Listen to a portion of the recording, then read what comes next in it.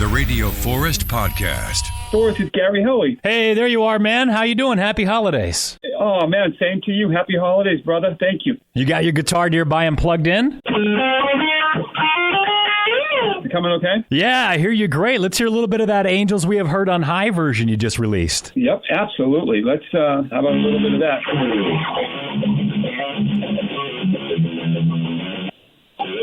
Congratulations on the new song, the new version, the tour. You've got an album with Lita Ford. You're touring with Lou Gramm. You're really putting it in this year. Yes, it's been a great year. A lot of stuff going on, a lot of music stuff, a lot of fun. Working with Lou Gramm has been incredible, just playing live with him, and finished an album with Lita. And that is something that I can't wait for people to hear. Now, Lou was just inducted into the Rock and Roll Hall of Fame with Foreigner. Did he talk to you at all about that? Did the timeline work where he knew he was getting inducted and you guys were working together? Yeah, well, I knew they were getting inducted. We were out on the road touring, and he was getting excited, about it coming up and everything. And then I saw him after he, did his performance and got the award and stuff, and he was all excited. He was out on tour, and he was saying he loved working with Kelly Clarkson, and that he really enjoyed singing with her and stuff, and that he was hoping to go on her show sometime. Did you get to watch the ceremony at all? Did you see any of the performances? I did. Yes, I did. I watched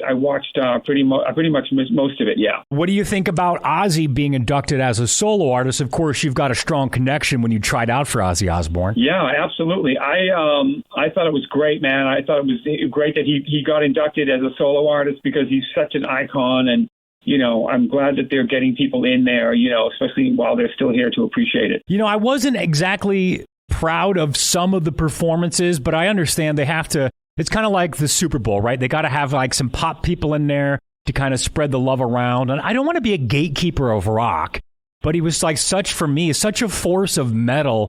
I wanted more rock, more metal, but I guess I understand. You know what I mean? Yeah, I'm with you, man. I thought it did get a little bit watered down with that, and I was hoping for more, maybe have like Rob Halford come out and sing for Ozzy or something, and whoever else could do it. But I agree. Yeah, he's the Prince of Darkness. He's biting heads off of bats. He's had the most famous drug journey of any rock star, and it's kind of watered down for TV. But again, I get it. I'm not really complaining.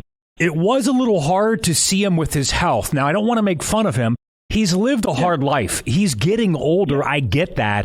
And it's amazing to see him there. But when you see your icons like Jeff Beck and Eddie Van Halen go, and then you see Ozzy aging, it just kind of like scares me a little bit because there's no next Eddie Van Halen or Ozzy Osbourne. I agree with you. Yeah, you see the legends, the icons slowly drifting away, and you're like, who's going to replace them? Where's the next generation of it? And, it's hard to find, honestly, because they built such a legacy. How has the year been for you? I know it's been just about a year since your mom passed. How has that been with the holidays? Does this time make it harder? Yeah, I've kind of found a way to get through it and be able to keep the positive energy and work and just do what I know they would want me to do and to kind of carry the legacy.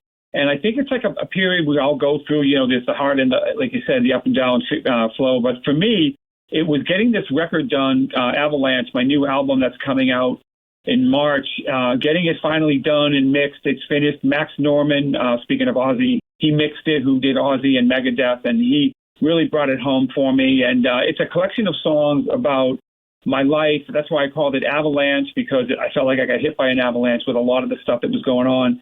And so this album is long overdue, but it turned out just the way I wanted. There's a song called Dear Mama that I wrote for my mom, which is on the record. And there's some other just really heartfelt rock songs. It's not a blues album. It feels good to be back to my roots as far as that goes. So if it's not blues, is it more rock-based? Is it just kind of, how would you put it in a category if you had to? There's a mix of a lot of things, but overall, it's like the title track, Avalanche, sounds a bit like Led Zeppelin, like early Led Zeppelin, Bad Company.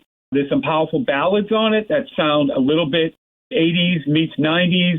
There's some songs that are just super, super catchy, like really good hooks with driving rock behind them. And what I tried to do was killer guitars, a lot of power chords, a lot of power riffs and solos and things like that. And there's a song called Cold that's a really slow ballad about people being left out in the cold. And there's a song called Safe Place to Fall.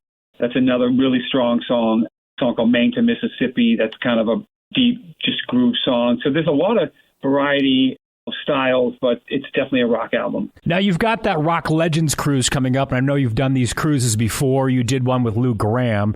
In 2025, it's you, Alice Cooper, Styx, Foghat, Jason Bonham, Don Felder, a whole bunch of other rock stars and bands and musicians. Do you have any plans to hop on stage and jam with somebody, or is that kind of something once you get out on seas, you run into somebody you start chatting, or do you make like surprise plans for the crowd now? Well, it's a bit of all of what you just said. Like the last cruise I was on, Bret Michaels invited me to come out and play with him. So I came out and we did a jam, and it was kind of an impromptu thing. But I actually host a jam on Saturday night called the Rock Legends All-Star Jam, and I host it every time I go on the cruise for the last 8 years. We get all kinds of people from the ship that are performing. We invite them to play. Some come, some don't. Some get too drunk and they never make it. And then you have the ones that do. And last few years, we've had like things like Robbie Krieger singing with Sebastian Bach from Skid Row, and just like people you would see together playing. And we're doing everything from old rock, metal, cover Journey songs, Foghat, whatever it is.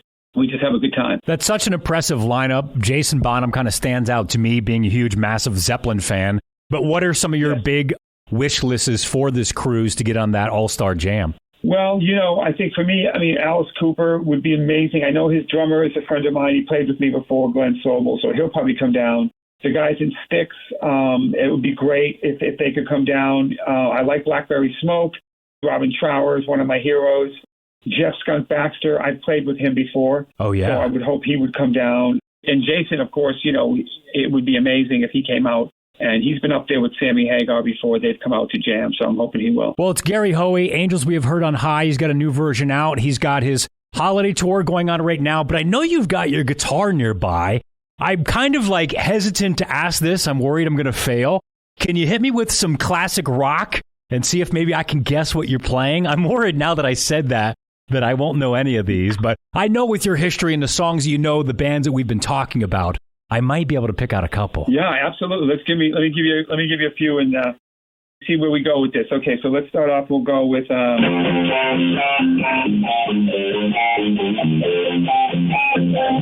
Ozzy Osbourne. You know what I heard, Gary? Maybe you'd know this, being the guitarist that you are.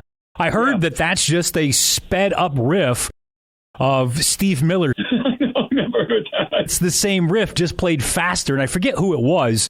But it was somebody in Quiet Riot that says that they were talking to Randy and they're like, hey, check out this riff if you speed it up.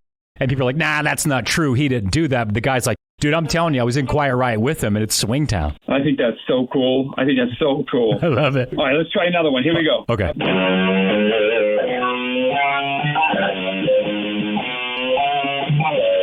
Yeah, you got Heartbreaker, Zeppelin. I love it. I love Zeppelin so much. It's just, you can play the chords on the guitar, but the inflection that you have and the bending, it's just perfect, man. You nailed it. Thank you, man. All right, how about if we go with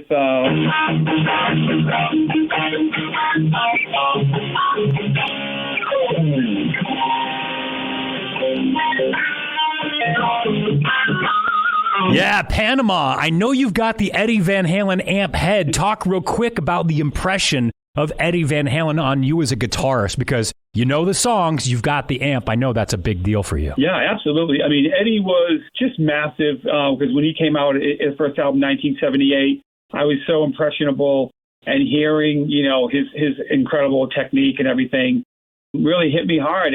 But what I loved about Eddie was he had that bluesy kind of background. I don't know if it's because he liked Eric Clapton or whatever, but he had this sort of flavor that was bluesy and not just technical. And the way he had a feel for swing, swing music, for musicians, it's like they know that's like the hardest thing to master is that feel. And the way Eddie would do it, which, as you said,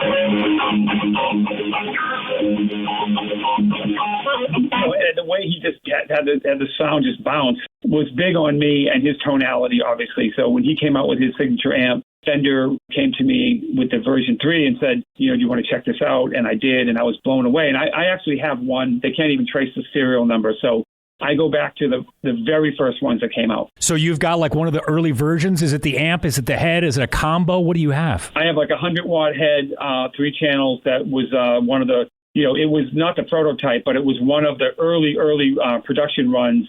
The serial number, they couldn't even trace it when I gave it to them. I was like, they're like, where'd you get that?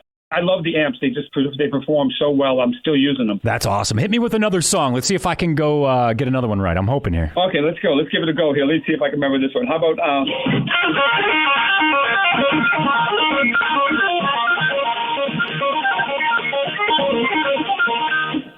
I don't know. You've got me stumped. I'm going to be embarrassed. What is it? I was trying to play Rush, that song. Oh, yeah.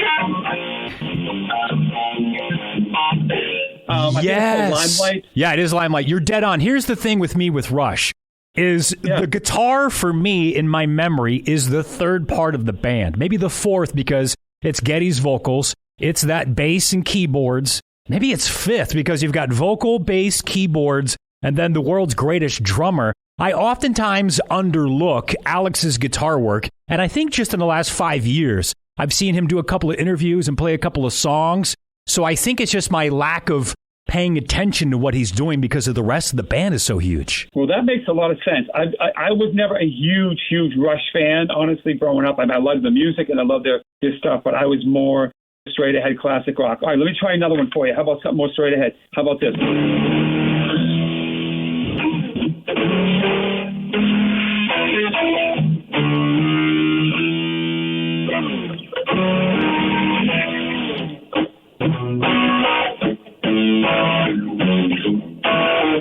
Yeah, Hendrix, Gary, you nailed it. I love it. Awesome. You've got these custom graphic guitars. You've got one per show, and you've got the Rockstar Experience. Explain real quick what that is when you're on tour. Oh, we're doing a thing where people can buy basically like an experience where they come to the show, come to sound check, hang out, and then I play a guitar that's got a custom graphic that we have a guy doing who works with Ace Frehley from Kiss. He works with John 5, Lita Ford, Gene Simmons from Kiss.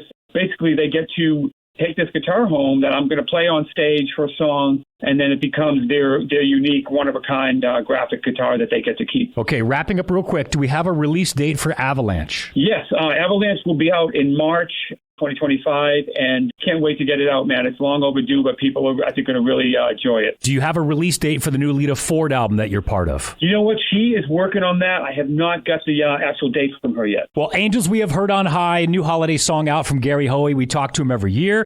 He's on tour right now and also the Rock Legends Cruise in 2025. Gary Hoey, great to talk to you again, man. Thanks for playing your guitar and chatting with me. Oh, thank you, brother. It was a really fun interview, man. Merry Christmas. Happy New Year to everybody.